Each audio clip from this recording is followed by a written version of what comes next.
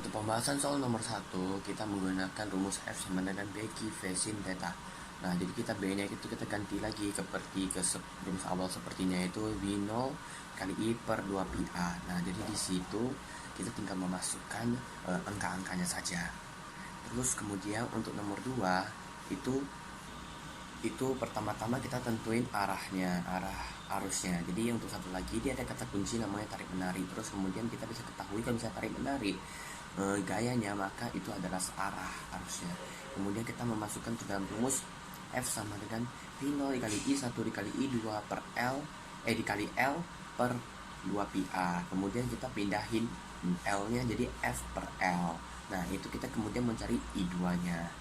Nah, jadi kira-kira seperti begitu. Nah, kenapa L nya dipindahin? Karena di situ tertulis gaya tarik menarik per satuan panjang. Kemudian untuk pembahasan soal nomor 3, seperti kita lihat di soal ya, dia itu penanya gaya yang dialami partikel alfa tersebut. Jadi kita memasukkan pakai rumus F sama dengan Beki V sin theta.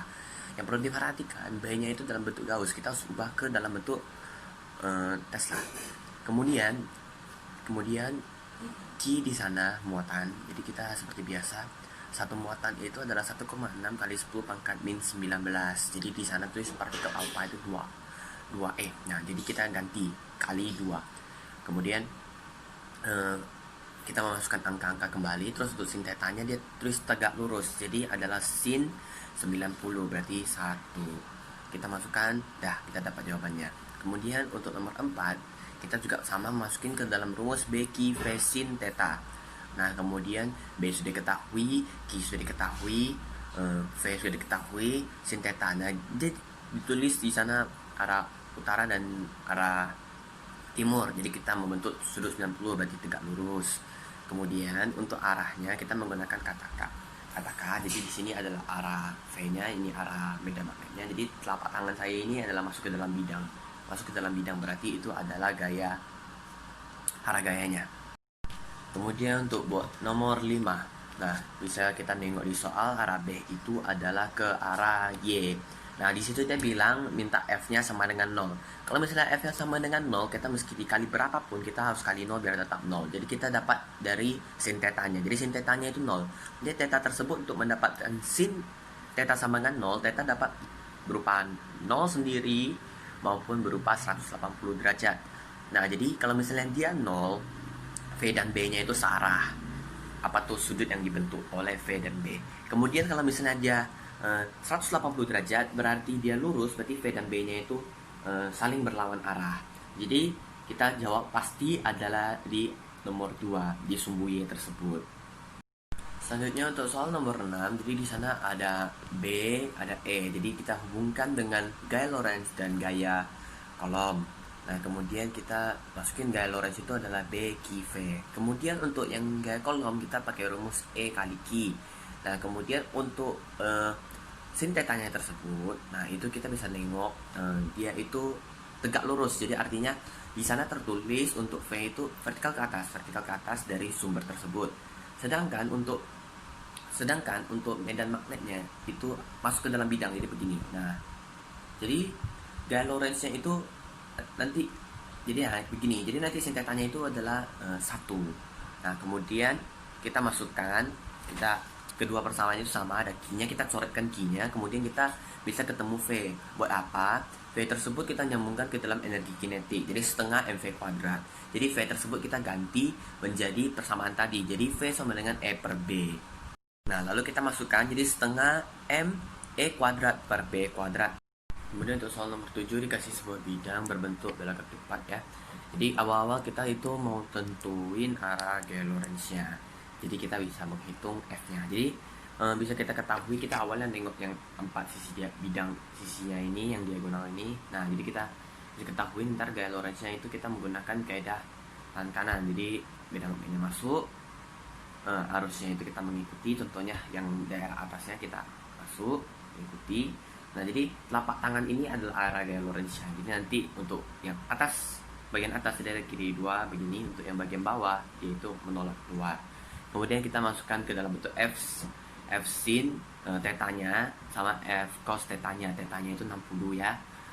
60 dapat dari mana, tertulis di sana. Jadi antara arus dan medan magnet berbentuk 60 derajat. Kemudian kita bisa ketahui ntar F sama F berlawanan. F sama F berlawanan, nanti kita langsung coret jadi 0. Untuk cosnya semuanya itu F nya itu menuju ke bawah.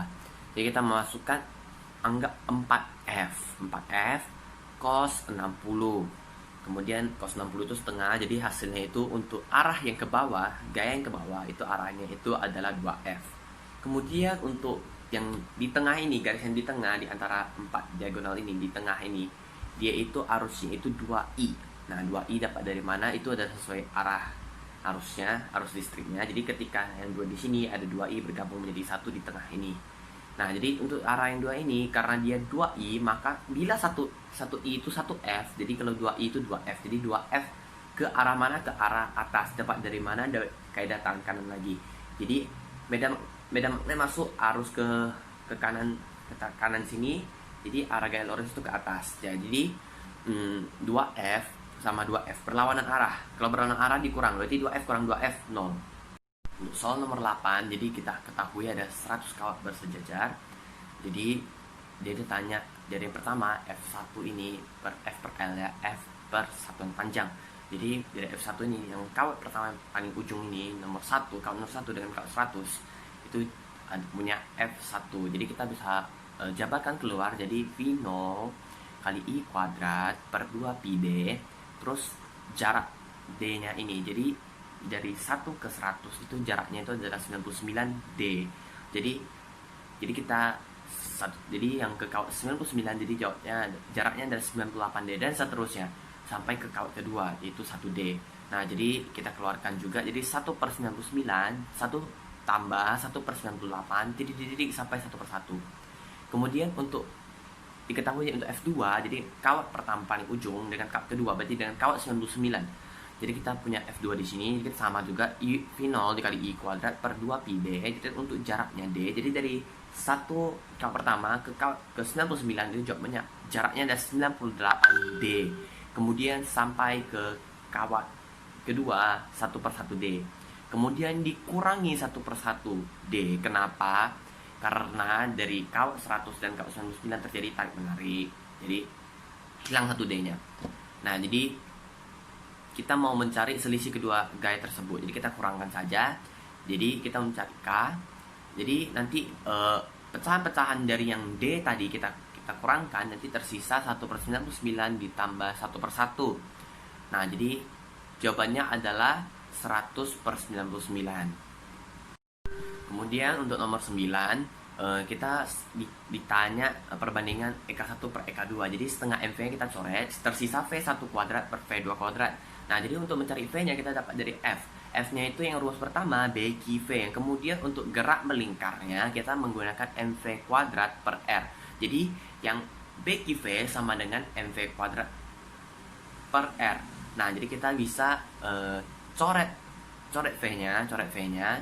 Jadi kita tersisa sebiji V dari yang MV kuadrat tadi. Nah, jadi kita pindah-pindahkan. Jadi V sama dengan B dikali Q dikali R per M. Nah, jadi kita masukkan ke rumus tadi V1 per V2 kuadrat. Kita masukkan yang tadi B, Q, R per M. Kita masukkan. Terus kita coret yang sama, yaitu Q dan M. Jadi tersisa B1 M1. Tersisa B1 R1 per B2 R2 kuadrat kan. Kita akan mencari H dari kawat tersebut. Jadi kita awalnya menggunakan kecepatan vertikal yang ke atas, jadi vertikal ke atas, jadi menggunakan 0 dikalikan dengan waktu T. Kemudian kita mau mencari ketinggian partikel itu diukur dari permukaan meja ketika untuk kedua kalinya partikel itu berada di atas titik A. Jadi kita masukkan dulu rumus S sama dengan V0 dikali T. Karena dia mau 2 kali, jadi kita menggunakan 2S sama dengan V0 kali T. Terus kita bisa jabarkan T itu 2S per V0. Kemudian kita masukkan jarak S-nya itu adalah 2πr, itu keliling lingkaran. Kemudian kita masukkan R-nya. R itu M dikali V0 per BQ. Kemudian kita bisa coret V0-nya, kita dapat T sama 4πm per BQ. Kemudian kita masukkan lagi untuk tadi punya untuk mencari H itu. Jadi U0 dikali 4πm per BQ. Kemudian untuk nomor 11, kita bisa nengok dulu awalnya kita tentukan besar sin tetanya. Jadi kita bisa nengok ya, B sama dengan V-nya itu berbentuk begini. Jadi di sini ada berbentuk 60 derajat, maka dikurangkan dari 180. Jadi kita ada peroleh 120 derajat. Masukkan ke dalam rumus, F sama dengan B Q V sin theta. Langsung kita dapat jawabannya. Kemudian nomor 12 kita bisa tentukan awalnya itu sudutnya itu berapa. Kalau misalnya dia sin 120 derajat, maka itu sama dengan sin 60 derajat, sama-sama setengah akar 3. Jadi kalau misalnya dia dalam daerah 0 derajat sampai 90 derajat, jadi itu dia berbentuk spiral solenoida. Jadi solenoida dengan sumbu sejajar medan magnet. Lanjut ke soal nomor 13. Jadi pertama-tama kita bisa ketahui, kita gambar dulu ya sudutnya, jadi begini. Jadi awalnya protonnya masuk, keluar lewat sini. Kemudian kita bisa ketahui ini tetanya ada 90 derajat. Kalau 90 derajat itu sama dengan setengah pi. Kenapa? Pi itu 180. Kemudian kita mau masukin ke dalam rumus R sama dengan mv per bq. Kita memasukkan rumus itu. Jadi kita awalnya cari R dari S sama dengan R kali theta.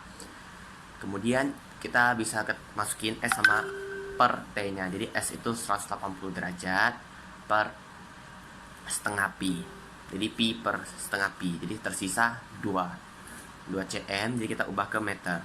Kemudian R sama dengan mv per B. Kita masukin semuanya. Jadi kita ketemu B sama dengan 6 kali 10 pangkat min 4 Tesla.